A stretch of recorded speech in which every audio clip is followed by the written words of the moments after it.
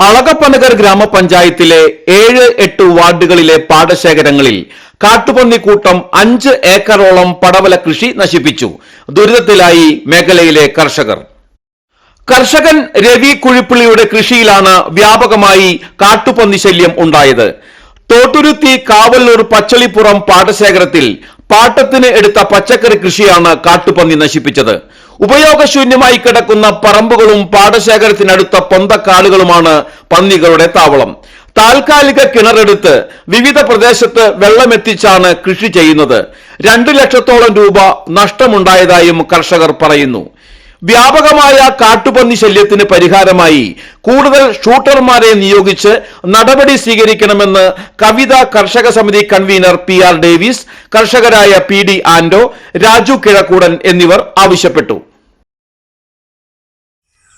നമ്മുടെ അളകപ്പ പഞ്ചായത്തിലെ 7-ാം വാർഡിലും 8-ാം വാർഡിൽപ്പെട്ട കാവല്ലൂര്, തോട്ടുരുത്തി, പച്ചളിപ്പുറം പ്രദേശത്ത് ഈ വേനൽക്കാലത്ത് വളരെ വെള്ളത്തിന് ക്ഷാമം നിൽക്കുന്ന സമയത്താണ് 7ഓളം ഏക്കറ പാടശേഖരം പാട്ടത്തിനെടുത്ത് രവി കുഴിപ്പള്ളി എന്ന് പറഞ്ഞ ചേട്ടൻ കൃഷി ചെയ്തു വരുന്നത്.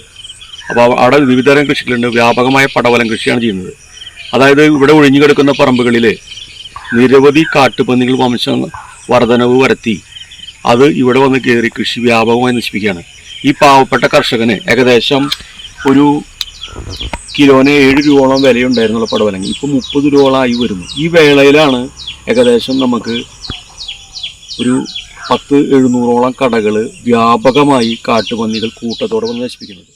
കാവല്ലൂർ പച്ചിലിപ്പുറം പ്രദേശത്ത് രൂക്ഷമായ കാട്ടുപന്നി ശല്യം. 7 ഏക്കർ സ്ഥലത്തോളം കുഴിപ്പള്ളി രവിച്ചേട്ടൻ പച്ചക്കറി കൃഷി ചെയ്തിട്ടുണ്ട്. അത് മുഴുവൻ ഇന്നലെ രാത്രി പന്നികൾ വന്ന് നശിപ്പിച്ച് കളഞ്ഞു. ഈ ഒരു വിഷയത്തിൽ അളകപ്പ പഞ്ചായത്തും കൃഷിഭവനും ഇടപെടണമെന്ന് കർഷകർ ആവശ്യപ്പെടുന്നു. 5 ഏക്കർ എടുത്ത് പാട്ടത്തിനെടുത്ത കൃഷി ചെയ്യുന്നത് മാരകമായിട്ട് പന്നിയുടെ ശല്യമാണ്. 7 ഏക്കറിന് വില ഇപ്പൊ വില കൂടിയിട്ടുണ്ട്. 10 ലക്ഷം രൂപ ചെലവുള്ളതാ.